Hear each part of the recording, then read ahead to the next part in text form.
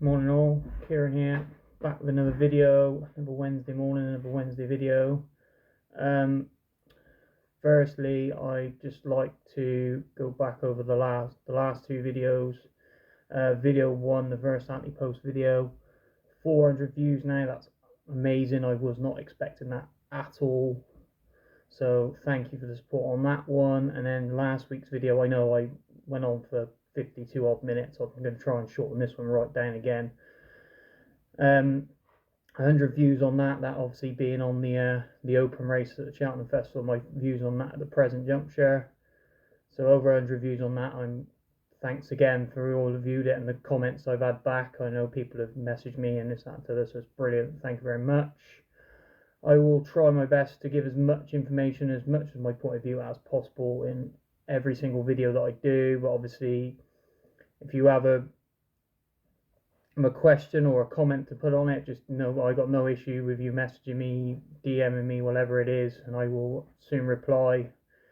All criticism and everything else, I don't care what it is, I will be happy to answer, listen to it. It's all going to be, all feedback is positive in my eyes, and I'm just doing this for the fun of the game. So that being said, we move on to video 3, and as I said, I'm going to try my best to shorten this down a little bit. So I've split this section that I'm going to do now into 4 parts. So video 1 will be the British novice hurdlers. Video 2, which I'll do next week, will be the Irish novice hurdlers that I'm looking to follow for next season. And then following 2 weeks after that will be novice chasers, both here and over in Ireland. Now, I've tried my best to get it down to just 5. It was a hard task to do, but we have 5, and obviously I've tried my best not to give you the recognised ones that everybody's going to put up here, there and everywhere. Try to get to a few that are going to be going under the radar, a few that might not be so familiarised with everybody, and then I've also got my second Cheltenham anti-post tip on the end. So without further ado, let's get stuck into them then.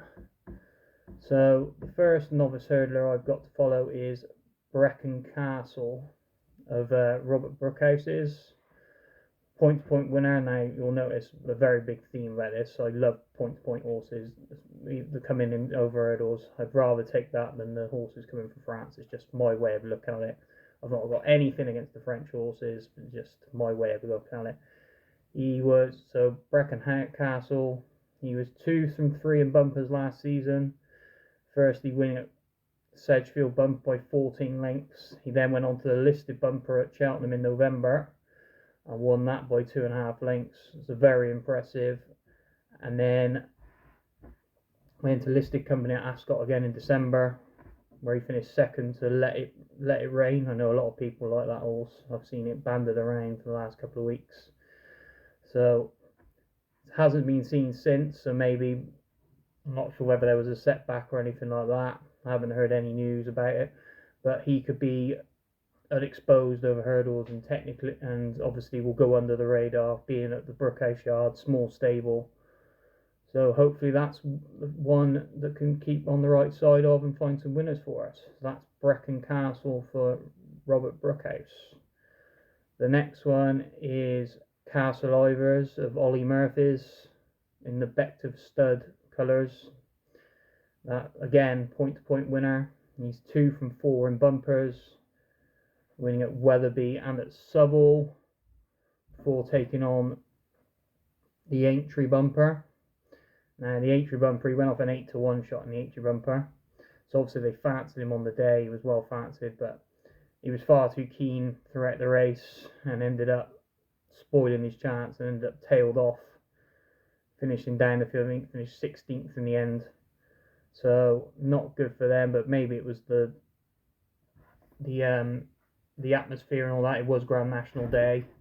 Maybe the event of all maybe got to him a bit. It can get to horses, and that may have he may have blown his chance at the start before even running. But I think he's definitely an unknown quantity again, and potentially could be a decent horse over hurdles next season. So that's Castle Ivers for Ollie Murphy. The third horse is Queensberry Boy, and that's for Harry Derham and David Maxwell.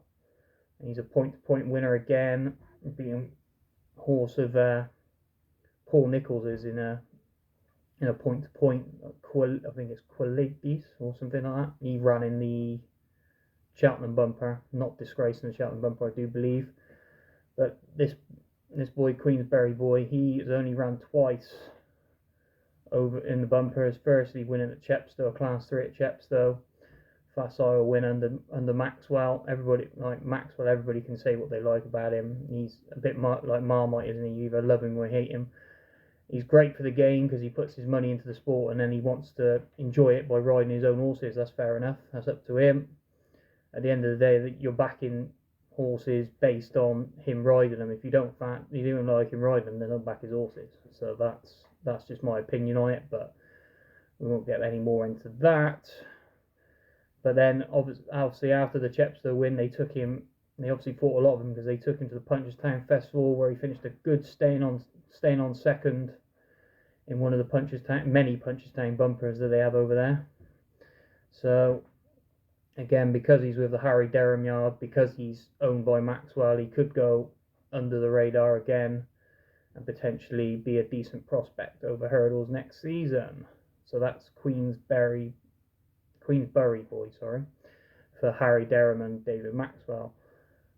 The fourth one is Kingston Pride for Nicky Henderson and Mr. Harris, obviously in the yellow colours if you're not 100% sure what the owner is. He's 1 from 2 on bumpers, obviously very lightly raced. I think they had a bit of issues with him last season.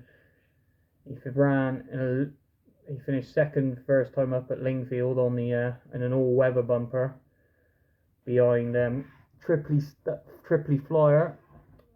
Castle Ivers actually ran in that bumper as well. I forgot to mention earlier on. He ran in that bumper as well and finished third in that bumper. So 2 out of 3 coming from that bumper. Now I actually do like Triply Flyer as well, but I had to narrow it down, so I couldn't reel off loads and loads of novices. So he unfortunately missed the cut, but he's definitely a decent prospect also for Fergal O'Brien, that Triply Flyer. So keep him on side as well. But going back to Kingston Pride, after that run at Lingfield, he then didn't come back out. Wasn't seen again until April. Obviously, Henderson had all the issues with his yard. So we could, obviously they didn't run many of their horses until they were all back fully up to speed in April. So he went to Exeter for another bumper at Exeter, where he went off at 2 to 5 shot, but won fit as he liked. And I think with experience, he could be another one that will keep staying under the radar, but he is with Henderson, so he will be found out in the market when he comes over hurdles. So I think he's another one to keep on side and could be a decent prospect over hurdles. So that's 4. So I said I'd only do 5, so there's one more. And this one is the big one. And this one also is the anti-post tips number 2 from my sec video, so I try to interlude them all together. And if you've obviously followed me on social media, you follow me on Discord chat, etc., you know I absolutely love this mare, and it's Diva Luna for Ben Paulin. Couldn't be no more impressed with it. Obviously, no impressed with her entry, but we'll get to that in a second. She's a point-to-point runner-up, so she didn't win her point-to-point. She finished second to Honky Tonk Highway, who she reopposed at Aintree and obviously smashed at Aintree. Actually smashed the rest of them. But she then has won obviously 2 bumpers since. Ben Paulin threw her in the deep end first time up, putting her in a listed bumper at Market Raisin, which she won by 3/4 of a length. And then after that went obviously onto the Aintree bumper, where she couldn't have been any more impressive, towing away at the line. Keelan lost his whip on the way in, which I didn't know until I watched Ben Paulin interview a few days ago, that Keelan lost his whip, and that makes it even more impressive. And the comments that Ben Paulin has come out with, he seems to think he hasn't got to the bottom of her yet. He thinks that she could be special, and The more and more I look at it, and more I like what I'm seeing, I think she could be a very, very, very exciting mare for next year. So hopefully she's all summers well and all goes well, and she's back.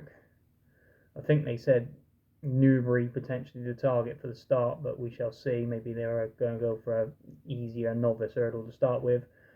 But currently she's 16-1 for the mare's novice hurdle, so we'll have some of that. Again, like the first Saturday Post tip, it'll be a point each way, but it takes, and she's so taken when I watched it back, so taken by the way she won at Aintree. And you can always tell when you see a trainer and they like one. When you see their interview, you see the twinkle in their eye when they like one. And he's Ben Paulin certainly had that. She thinks he hasn't got to the bottom of her, and she could be very, very good.